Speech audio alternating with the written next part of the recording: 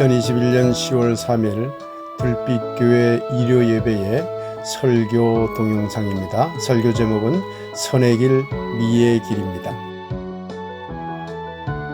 이제 오늘 말씀을 함께 읽도록 하겠습니다. 마태복음 중에서 몇 절을 선택해 보았습니다. 함께 읽겠습니다. 나는 자비를 원하고 제사를 원하지 아니하노라 하신 뜻을 너희가 알았더라면 또 내 이웃을 사랑하고 내 원수를 미워하라 하였다는 것을 너희가 들었으나 또 옛사람에게 말한 바 헌맹세를 하지 말고 내 맹세한 것을 주께 지키라 하였다는 것을 너희가 들었으나 심령이 가난한 자는 복이 있나니 천국이 그들의 것이니요. 이번에는 예기에 나오는 악기라고 하는 부분이 있는데 거기에 있는 말씀을 또 함께 보겠습니다. 우리 교우들은 이제 어느 정도 익숙합니다만은 방문하신 분들은 어색할지 모르겠습니다만 한문은 제가 읽겠습니다. 번역은 또한 함께 읽어주시기 바랍니다. 악자 덕지화여 악자 통윤리자여라. 악자 위동하고 예자 위하고 동즉 상친하고 이즉 상경하니 악승즉 유요 예승즉 리라. 합정 식모자라야 예악지사야라. 이런 한문을 번역을 하면 이렇게 됩니다. 함께 읽겠습니다. 미는 덕이 피어나는 것이니 선과 통한다. 미는 같게 하고 선은 다르게 한다. 따라서 같게 하는 미는 서로 친하게 만들고 다르게 하는 선은 서로 존경하게 만든다. 그러나 만일 미가 지나치면 제멋대로 버릇이 없어지며 선이 지나치면 서로 갈라서서 등을 돌리게 된다. 그러니 미의 내용을 모으고 선의 형식을 갖추는 것이 선미의 일이 된다. 말씀을 받습니다. 아멘. 말씀을 위한 기도드리겠습니다. 사랑의 하나님, 이제 당신의 귀한 말씀을 함께 생각해 보고자 합니다. 전하는 부족한 것에 생각과 입술을 주님께서 지켜주셔서 주님의 말씀을 올바르게 깨우치고 아름답게 전할 수 있도록 이끌어 주시옵소서. 또한 함께하는 우리 모든 들빛교회 교우들 위에 함께하여 주셔서 마음의 문을 열고 또한 영적인 귀를 활짝 열어서 주님의 말씀을 아름답게 받게 하옵소서. 예수 그리스도 이름으로 기도하옵나이다. 아멘. 네, 반갑습니다. 네, 서로 인사하시죠. 네, 반갑습니다. 네, 반갑습니다. 네, 오늘은 선의 길, 미의 길 이런 제목으로 함께 여러분과 말씀을 나누겠습니다. 오늘이 마침 개천절입니다. 한국어로 치자면 창조절인 셈이지요. 그래서 개천절을 맞이해서 한국과 21세기라고 하는 이런 해석학적인 상황에 맞게 미라는 어떤 삶의 길, 그리고 선이라는 삶의 길을 우리가 어떻게 살아야 할 것인가 하는 이야기를 함께 생각해 보겠습니다. 오늘도 말씀을 나누는 중에 귀한 깨달음이 있게 되길 하나님과 우리 모두의 이름으로 간절히 축원드립니다. 오늘이 개천절이죠. 개천절 노래를 부르고 가야 되겠죠. 함께 불러보겠습니다. 여러분들이 어렸을 때 배웠던 개천절 노래를 얼마나 기억하는지 모르겠습니다. 한번 되살려서 함께 신나게 한번 불러보겠습니다. 네.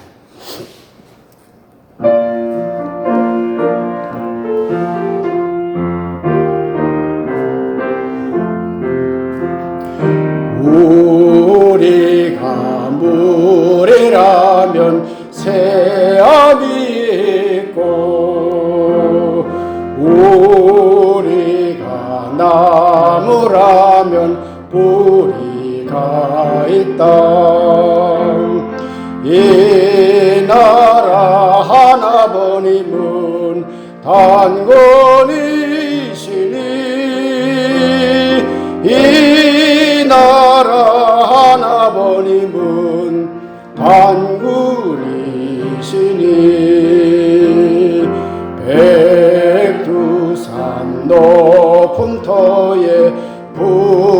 하여 보고 성인의 자취 따라 하늘이 텄다. 이날이 10월 상달에 조사어리니 이날이 10월 상달에 조사으리니 오래다 멀다 해도 줄기는 않아 다시 필 단목잎에 삼천리곱당 잘 받아 빛내오리다 맹세하노니 잘 받아 빛내오리다 맹세하노니. 네, 감사합니다. 어렸을 적에 불렀던 노래를 기억하고 계시군요. 네. 우리나라 개국 신화를 보면 환인, 환웅, 단군 이야기가 나옵니다. 환인은 말하자면 우리나라 개국 신화에 있어서 최고의 하늘에 있는 신입니다. 기독교식으로 얘기하자면 하나님에 해당되겠죠. 근데 그분에게 아들이 있었어요. 환웅이라는 아들이. 환웅이라는 아들이 이 땅에 관심이 있어서 이 땅에 내려왔어요. 그래서 여러분들이 잘 아는 대로 웅녀와 만나가지고 결혼해서 단군을 낳은 거죠. 그런데 많은 한국인들이 오해하는 게 하나 있어요. 단군이 홍익인간 제세이화를 가르쳤다고 그렇게 생각을 하고 있는데 그러지 않습니다. 본래는 환웅이 내려와서 신시를 베풀었다고 했어요. 신시가 뭔 줄 알아요? 우리 교인들에게 언젠가 제가 설교를 했습니다만 참 놀라운 일이에요. 신시가 뭐냐면 하나님 신자에다가 도시 시자예요. 우리 식으로 기독교식으로 번역하면 뭐가 될까요? 하나님 나라가 되죠. 그러니까 그 환웅이 내려와서 신시를 베풀고 그 다음에 홍익인간을 널리 펼쳐서 이 세상을 이롭게 했다. 이런 이야기가 나오죠. 이 날을 기념한 것이 개천절입니다. 본래는 음력으로 10월 상달, 10월이 좋은 달이라고 했는데 이 10월 3일을 개천절로 삼다가 최근 들어서 양력으로 바꿨다고 그렇게 알려지고 있죠. 중국의 삼국지 위지 동의전에 보면 음력 10월 상달에 이런 하늘 열림을 기념을 해서 하늘에 제사했다는 그런 기록들이 나옵니다. 여러분들 들어보셨을 거예요. 고구려의 동맹, 예의 무천, 마한의 10월제 같은 것들이 다 그런 제천의식입니다. 그런데 이런 우리나라의 제천의식에는 매우 중요한 공통점이 있습니다. 그것은 뭐냐면 그 제천의식의 마무리를 항상 예술적인 어울림과 미적 감동으로 마무리를 했다는 겁니다.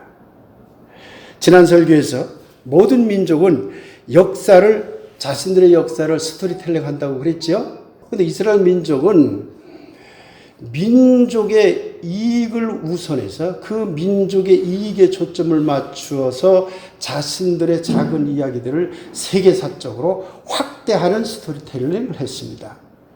그런데 우리나라는 민족의 이익을 우선하지 않아요. 우리나라의 많은 역사 기록을 보면 우리나라는 항상 예술적인 감흥 상태로 스토리텔링을 해요.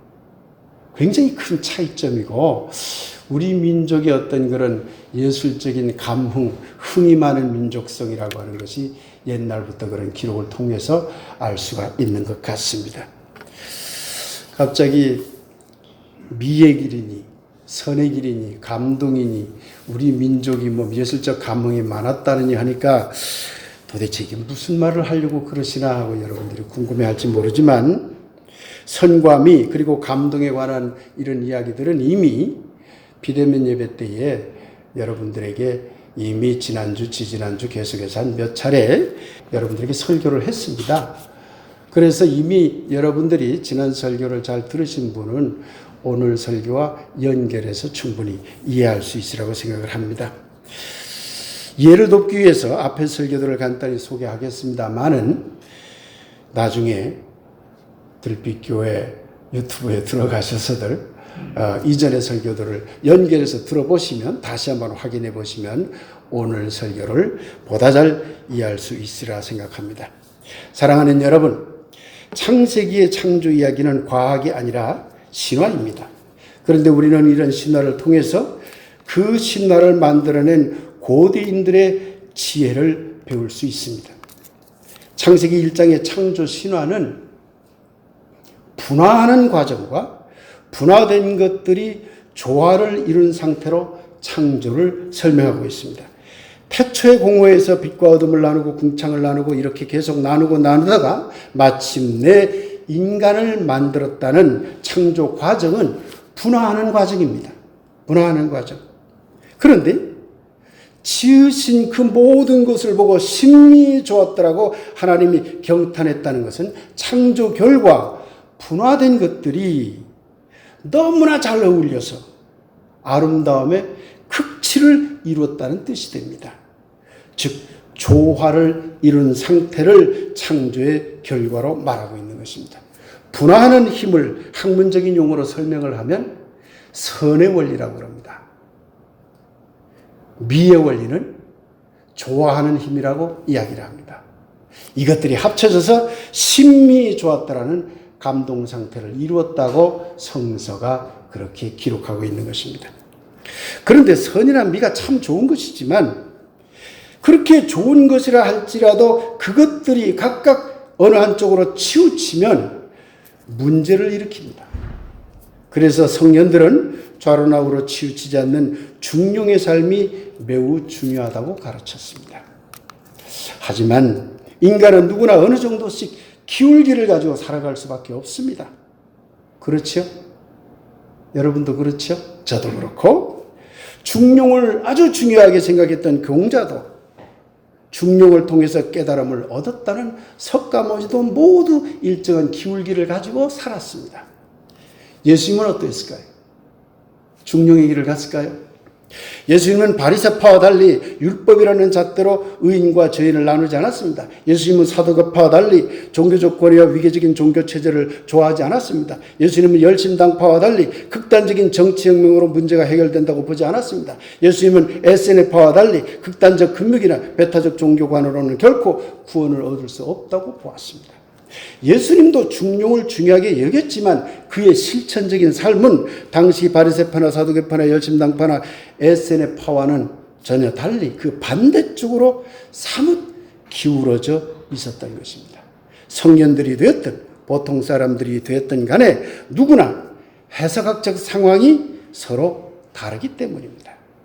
그렇기 때문에 우리는 항상 해석학적인 상황에 따라 자신의 삶의 기울기를 점검해 보아야 합니다. 여기까지가 이전 한 넉 주 정도의 설교를 간단히 줄인 내용입니다. 그리고 오늘은 우리의 해석학적 상황과 선과 미의 기울기를 함께 생각해 보려고 하는 것입니다. 해석학적 상황이라고 하면 우리 인간에게 선제적으로 주어진 공간적인 어떤 상황 그리고 시간적인 어떤 상황을 말합니다. 이걸 한꺼번에 묶어서 해석학적 상황이라고 합니다.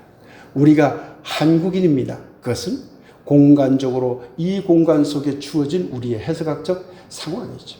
우린 지금 21세기를 살아가잖아요. 시간적으로 우리들에게 주어진 그런 상황인 것이죠. 이런 것들을 다 묶어서 해석학적 상황이라고 하는 것입니다. 우리 교인들은 자주 들었던 용어입니다. 선과 미는 어느 것도 놓칠 수 없는 매우 소중한 것들입니다. 창세기 창조신화에 의하면 이 두 가지는 하나님의 감동을 이루는 원리들입니다. 신앙과 종교가 되었든 윤리나 도덕이 되었든 정치나 경제가 되었든 우리의 삶은 먼저 분화하는 힘으로서의 선의 길을 가야 합니다. 그런데 분화하는 힘만 강조하면 그 힘은 자기의 생각과 자기의 종교와 자신의 신앙은 참이고 거룩하고 진리지만 자신과 다른 생각과 다른 종교와 다른 신앙은 참도 아니고 거룩하지도 않고 진리도 아니라는 분리심과 배타심을 낳게 됩니다. 선의 길이 지나치면 도리어 큰 문제를 일으킬 수 있다는 것이지요. 좋아하는 힘으로서의 미의 원리도 매우 소중합니다. 더군다나 미는 선의 문제점을 해결해주고 감동의 기쁨까지 만들어냅니다.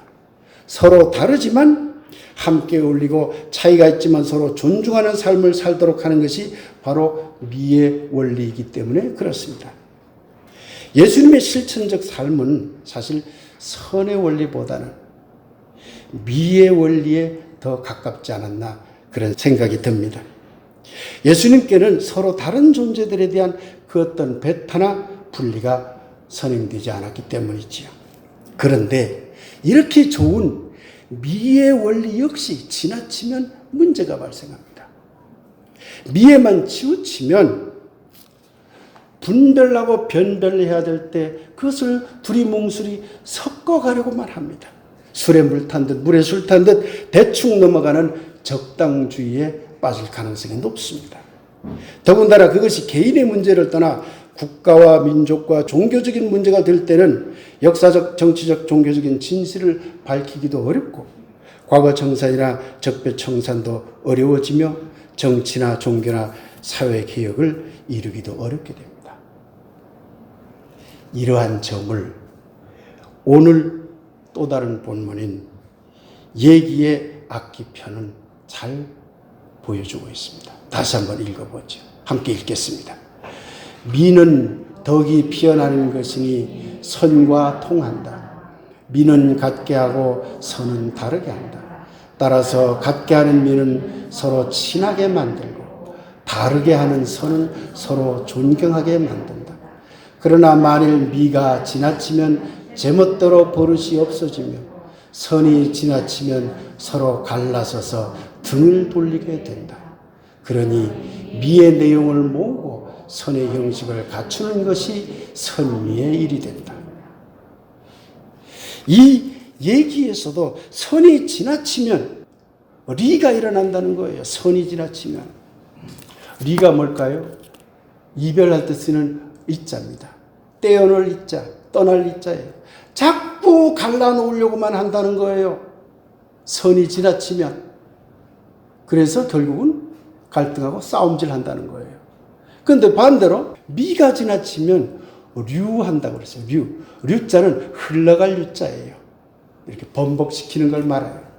그러니까 대충 그냥 물 흘러가듯이 너도 와라 대충 섞어서 그냥 가버리는 적당주의에 빠진다고 하는 것을 이 예기의 문서는 정확하게 지적하고 있습니다.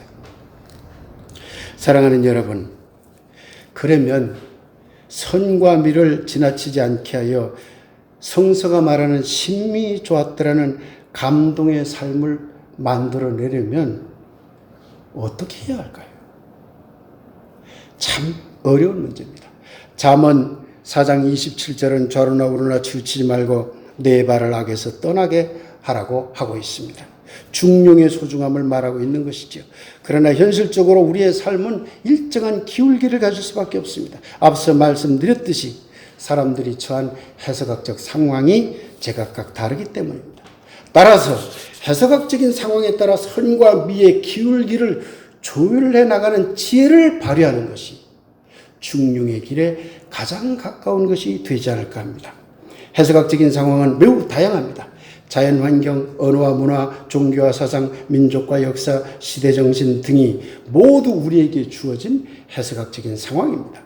따라서 이러한 모든 해석학적인 상황을 파악하여 선과 미의 기울기를 우리가 그걸 전부 따져본다고 하는 것은 사실상 불가능합니다. 왜? 너무 많기 때문에. 그러나 사랑하는 여러분, 오늘은 개천절입니다. 그래서 오늘 저는 한국 민족이라는 공간적 상황과 21세기라는 시간적 상황, 이 두 가지를 중심으로 여러분과 함께 선과 미의 기울기를 생각해 보려고 하는 것입니다. 예수님은 유대민족입니다. 그리고 예수님은 1세기를 살았습니다. 이 두 가지 사실은 예수님의 해석학적 상황을 이해하는 가장 대표적인 열쇠가 됩니다. 오늘 우리는 마태복음의 몇 구절을 함께 읽었습니다. 참고로 말씀드립니다. 오늘 선택한 마태복음의 구절들은 제가 거기에 있는 내용을 여러분들에게 풀어서 설명하기 위해서 선택한 구절이 아닙니다. 도리어 예수님이 자신의 생각, 자신의 신앙관을 어떻게 드러냈는가 하는 방법을 설명하기 위해서 이 성서 구절을 선택해 보았습니다. 예수님은 마태복음 12장 7절처럼 오늘 본문 내용입니다. 유대 전통을 그대로 수용하게 되었습니다. 그런데 예수님은 마태복음 5장 43절처럼 유대 전통을 수정하게 되었습니다. 또한 예수님은 마태복음 5장 33절처럼 유대 전통을 완전히 파기하게 되었습니다. 없애버린 것도 있어요. 그리고 예수님은 당시 유대 지역까지 널리 퍼져 있던 스토아학파 사상을 새롭게 적용하여 마태복음 5장의 팔복 설교처럼 마음의 가난과 행복 사상을 주장하기도 했습니다. 여러분, 팔복 사상이 어디서 왔을까요? 스토아학파의 사상을 딱 정리하면 마음이 가난하고 평정이 되면 청변하게 되면 행복하게 되느니라. 이게 스토아학파의 제1사상입니다. 그것이 산상설교 제1구절로 예수님이 사용한 것이죠. 마음이 가난한 자는 복이 있나니는 행복하게 됩니다. 그 얘기거든요. 예수님이라고 해서 유대 전통에만 꽁꽁 쌓였던 분이 아니라 1세기라고 하는 그 지중해 연안의 시대 정신을 당연히 영향을 받았겠지요. 그 시대 정신을 자신의 신앙관 속에 녹여내서 우리들에게 전하고 있는 것입니다. 사실요, 예수님의 공생애를 살펴보면 예수님이 출가해서 무소유의 삶, 청빈의 삶, 가난의 삶을 살았잖아요. 그리고 떠돌이 생활을 했잖아요. 출가자로서. 이거 다 스토아학파의 영향입니다. 그 당시 유대인들은 성전 중심이었어요. 모든 게. 그런데 예수님은 떠돌아다녔어요. 떠돌아다니면서 가르치는 건 그리스 전통이거든요. 여러분, 이 점을 잘 생각해야 됩니다. 예수님도 유대 민족이라는 전통과 1세기 헬레니즘이라는 전통을 가지고 자신의 신앙관과 자신의 사상을 융합해서 우리들에게 전하고 있다는 사실입니다. 이러한 수용과 수정과 파기와 융합이라는 방법을 통해서 예수님은 분화하는 힘으로서의 선의 원리를 따르면서도 바리새파와 같은 선에 대한 집착을 내려놓았습니다. 그러므로서 예기에서 말하는 리, 즉 분리와 배타심으로부터 벗어날 수 있었던 것이죠. 또한 좋아하는 힘으로서의 미의 원리를 따라 당시의 다양한 여러 시대 정신을 받아들이면서도 그러나 그 미에 치우치지 않고 유대 정신을 잃지 않는 지혜를 발휘함으로써 예기에서 말하는 류, 곧 마구잡이식의 사상적 혼탁이나 적당주의에서 벗어날 수 있었던 것입니다. 이것이야말로 예수님이 우리에게 보여준 선의 길과 미의 길을 아우르는 실천적 중용이 아닐까 그렇게 생각합니다. 사랑하는 여러분, 그런데 우리는 한국민족입니다. 그리고 우리는 21세기를 살아가고 있습니다.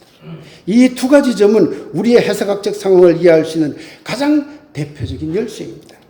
예수님이 유대민족과 1세기라는 시대적 상황에 따라 선과 미의 기울기를 조율하는 지혜를 발휘하였듯이 우리는 한국민족과 21세기라는 시대 상황에 따라 우리의 선과 미의 기울기를 조율할 줄 알아야 할 것입니다. 한국 문화의 기울기에도 장점이 있고 단점이 있습니다. 장점의 기울기는 당연히 유지하고 수용하고 발전시켜야 하겠죠. 그러나 단점의 기울기는 예수님이 그러했듯이 우리에게 주어진 21세기라는 시대 정신에 의해 수정하거나 또는 파기해야 합니다.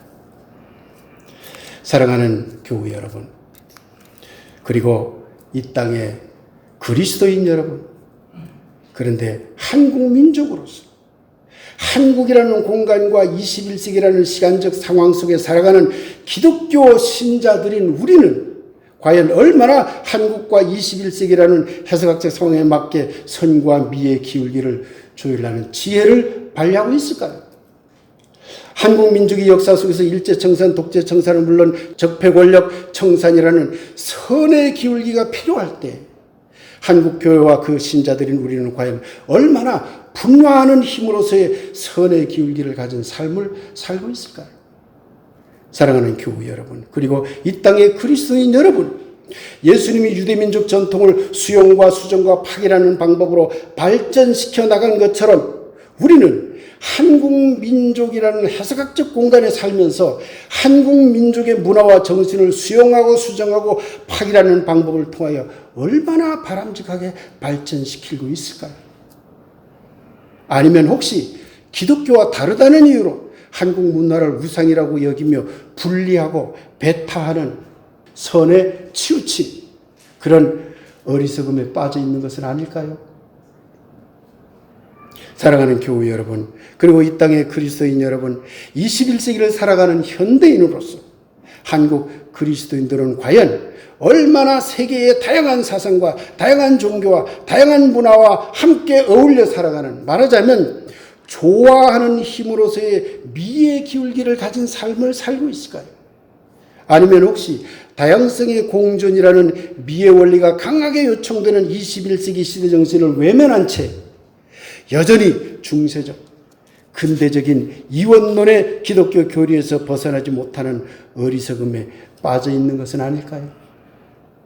우리가 한국 민족으로 태어난 것은 하이데거나 락항식으로 이야기하자면 필연적으로 우리의 삶에 주어진 전제 조건입니다. 여러분, 한국인으로 태어나고 싶어서 태어났습니까? 하늘이 내린, 우리의 의지와는 아무 상관없이 하늘이 내린 우리의 삶의 전제 조건이에요. 여러분, 한국말을 쓰는 것은 여러분이 딱 태어나면 언어가 한 30개 여러분 상 앞에 딱 펼쳐지고 하나 골라서 말하거라, 그렇게 해서 여러분이 말을 배웁니까? 아니에요. 싫든 좋든 당연히 우리들에게 주어진 삶의 전제인 거거든요. 그래서 하이데크는 우리 존재를 이 세계에 투척된 존재라고 말했어요. 락항은 상징계라고 하는 언어 세계 속에 우리가 들어갔다고 그렇게 말하고 있는 것입니다. 종교적으로 말하면요, 한국인으로 태어나 한국 문화 안에서 살아가는 것은 신이 내린 놀라운 축복입니다. 그런데 지금껏 한국 기독교는 그 축복을 어처구니 없게도 내던져 버리고 있었던 것이죠. 결국 뿌리 없는 신세가 되어 지금 말라가고 있는 것입니다. 우리가 21세기에 태어난 것도 신이 내린 놀라운 축복입니다.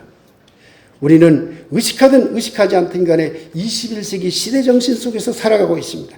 21세기 시대정신은 도구적 이성과 이원론적 분리라는 지나치게 한쪽으로 기울어진 근대의 선의 원리를 극복하고 우리 현대 이 앞의 시대는 분리하는 시대였어요.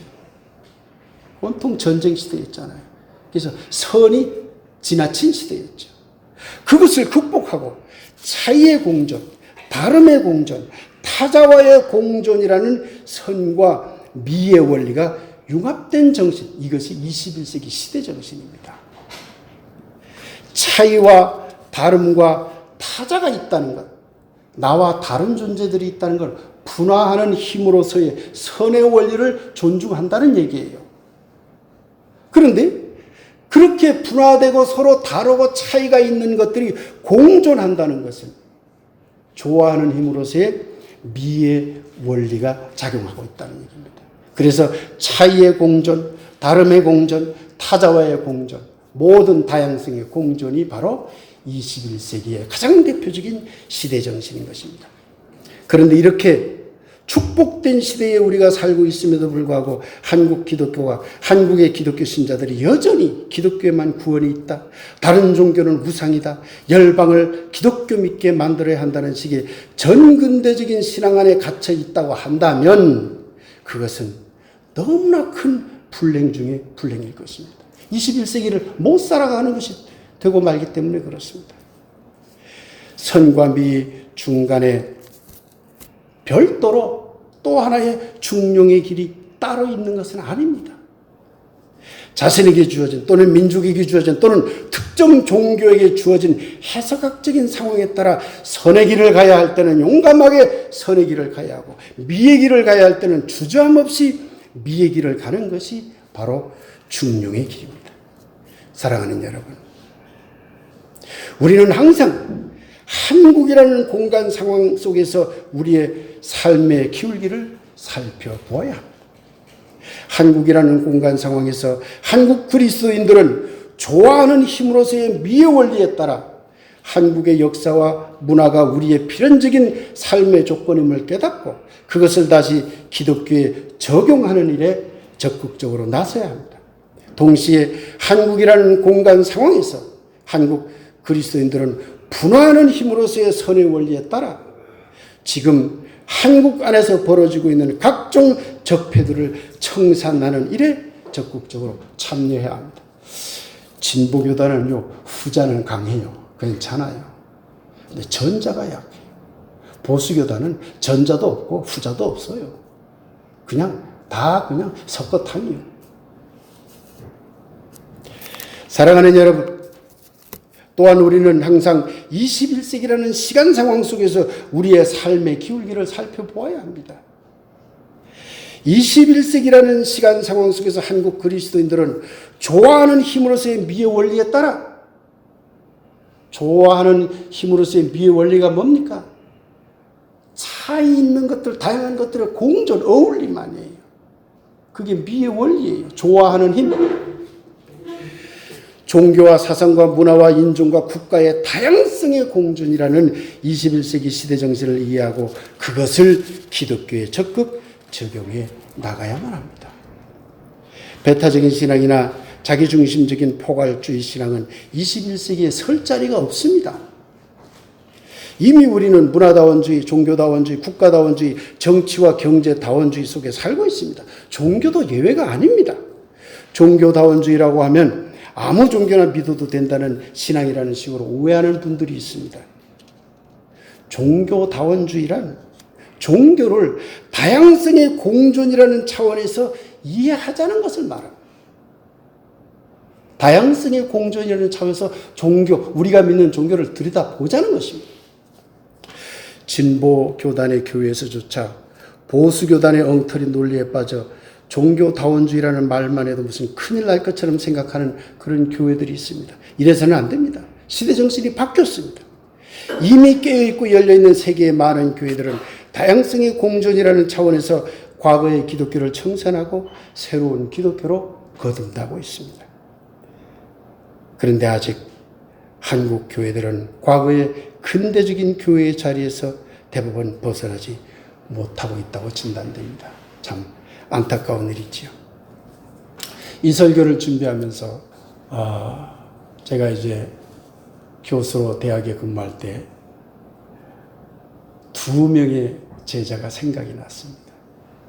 제가 신학을 공부하고 이렇게 목사 활동을 할 계획은 제 인생에 없었습니다. 도리어 대학 안에 21세기 종교문화연구소를 개설을 하고 그 교수들과 또 많은 뜻을 갖지 않은 사람들이 함께 모여서 종교와 문화 그리고 21세기 시대 정신을 가지고 함께 다양한 연구활동을 해보자고 해서 연구소를 개설하고 연구활동을 하고 있었습니다. 그러니까 학생들도 많이 세미나에 참여하지요. 그리고 기독교 신자만이 아니라 다른 불교 믿는 사람도 오고 카톨릭 믿는 사람도 오고 특정하게 종교가 없는 그런 사람들도 오고 해서 많은 사람들이 같이 세미나를 자주 했습니다. 그런데 어느 날 우리 과의 제자 한 명이 상담 신청을 하더군요. 찾아왔어요. 육지에서 내려온 아마 그 당시에 1학년이었는가, 그래 제주도를 잘 모르는 1학년이었는가 아마 그랬던 것 같습니다. 대뜸 교수님은 신학을 공부하고 기독교를 열심히 믿는 분으로 알고 있는데 왜 다른 종교를 존중해야 한다고 그렇게 발표하십니까? 다른 종교는 전부 우상 아닙니까? 아주 당돌하게 질문을 하더군요. 그래서 제가 그 학생에게 일일이 뭘 얘기하기는 좀 그래서 자네 제주도에 와서 어느 교회 다니니? 하고 얘기했더니만 서성환 목사님 교회 다닌다고 하더라고요. 이 서성환 목사님은 바로 21세기 종교문화연구소 활동을 열심히 함께 하던 목사님이었죠. 다행히. 그래서 제가 잘됐다. 자네 나한테 얘기 듣기보다는 자네가 지금 나가고 있는 교회 목사님께 가서 이야기를 들어보라. 그 한 달쯤 후인가 목사님이 저한테 연락이 왔어요. 교수님 제자가 찾아와서 저한테 질문하고 해서 제가 잘 답변했습니다. 그런데 잘 안 바뀐 것 같습니다. 4년 내내 다양성의 공존 이야기만 나오면 얼굴이 찡그러져요. 지금 그 학생 어떤 신앙생활을 하고 있는지 참 안타깝습니다. 우리 마음을 엽시다. 받아들일 건 확 받아들입시다. 그래도 우리는 예수 그리스도를 믿을 수 있어요.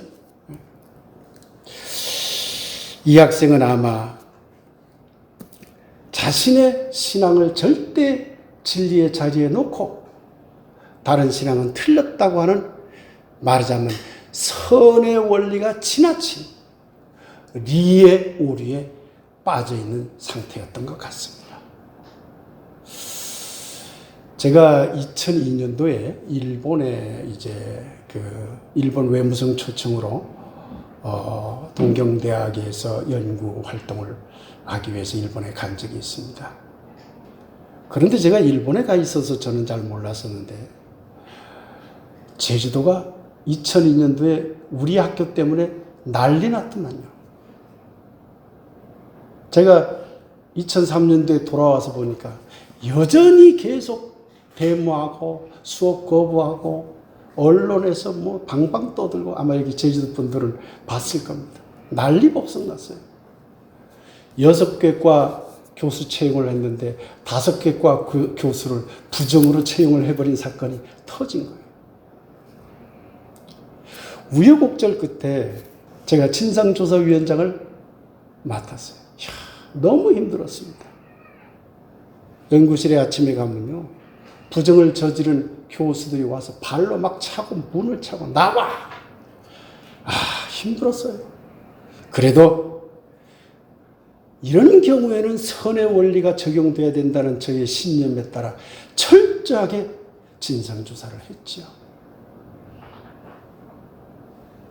그런 일이 있고 나서 한 몇 년 지난 후에, 한 2년인가 지난 후에 학교에 한번 갔더니만은 이메일이 와 있더군요. 어떤 제자의 이메일이었습니다. 제가 평소에 학생들에게 미적인 감동에 대한 강의를 많이 했습니다. 학문적으로 많은 지식을 갖지 못한다 하더라도 삶에 있어서, 특히 제가 가르치는 학생들이 교사가 될 학생들이었는데, 교사로서의 삶은 제자들에게 감동을 주는 삶이 되지 않으면 안 된다고 제가 늘 강조했었죠. 그런데 이 제자가 이메일에다가 이렇게 썼더군요. 교수님, 부정을 밝히며 다른 교수님을 그렇게 힘들게 해야 하겠습니까? 그것을 다 덮어주고 없던 일로 그렇게 덮어서 함께 가는 것이, 그 다음 한 단어가 저의 가슴을 찔렀어요. 감동적이지 않을까요? 교수님이 말하는 그 감동적인 삶을 살려면 다 덮어버려야 되는 건 아닐까요? 저 그 이메일의 내용을 아직도 잊지 못합니다. 여러분 어떻게 생각하세요? 제가 다시 교수실절로 돌아가서 그때로 돌아간다 하더라도 저는 선의 원리를 적용하여 아마 부정 저지른 사람과 부정을 저지르지 않는 사람을 나누려고 했을 것입니다. 왜냐하면 진실이 밝혀지지 않는 용서는 진정한 의미에서의 용서가 될 수가 없어요. 도리어 류한 상태가 되어버려요. 아까 얘기해서 말한 류가 뭡니까? 적당히 대충 섞어서 유야무야 가버리는 거잖아요. 유야무야 간다고 해서 그게 감동을 줄까요? 감동은 선이 전제돼야 되고 옳고 그름을 판별하는 것은 미가 전제돼야 됩니다. 이 두 가지의 균형을 잡기가 대단히 어려운 것입니다. 오늘 여러분들이 선의 길인가 미의 길인가 이 두 가지의 기울기에 대한 고민을 깊이 할 수 있었으면 좋겠습니다. 사랑하는 들빛교회 교우 여러분, 그리고 이 한국 땅의 모든 기독교 신자 여러분, 오늘은 개천절입니다. 환인과 환웅과 단군은 전근대적인 신앙을 가진 그러한 기독교 신자들이 생각하는 것처럼 우상이 결코 아닙니다. 그분들은 우리의 신화와 우리의 역사 속에 살아있는 아주 훌륭한 우리의 조상들입니다. 만일 예수님이 유대인이면서 유대 문화를 부정하고 도리어 저 동양의 중국 문화나 인도 문화나 일본 문화가 좋다고 외쳤다면 여러분은 그 예수를 어떻게 생각하시겠습니까? 이 물음은 오늘 우리에게도 그대로 적용됩니다. 우리가 한국인으로서 한국 문화를 부정하고 싫어하고 오직 서양의 기독교 문화만 최고라고 떠든다면 이 얼마나 어리석은 일이겠습니까? 예수님에게 주어진 해석학적 자리는 유대민족이라는 공간과 1세기라는 시간이었듯이 우리에게 주어진 해석학적 자리는 한국민족이라는 공간과 21세기라는 시간입니다. 이것은 하늘이 내린 놀라운 축복입니다. 한국 땅의 기독교 신자 여러분, 이제 부디 여러분이 믿는 한국 기독교가 한국 문화와 한국 종교와 한국 사상을 소중히 여기고 발전시키는 기독교가 되길 기원합니다. 그것이 공간 안에서 하나님이 우리에게 내린 해석학적 축복이기 때문입니다. 한국 땅의 기독교 신자 여러분, 이제 부디 여러분이 믿는 한국 기독교가 다양성의 공존이라는 21세기 시대 정신을 능동적이고도 적극적으로 받아들이고 발전시키는 미래지향적인 기독교가 되기를 기원합니다. 그것이 시간 안에서 하나님이 우리에게 내린 해석학적인 축복이기 때문입니다. 다양한 존재들은 분화하는 힘으로서의 선의 원리가 드러난 것입니다. 그래서 다양한 존재들은 분화하는 힘으로 나타나는 하나님의 창조적 축복입니다. 이 다양한 모든 것, 우리와 다른 모든 것, 하나님의 축복 사건이에요.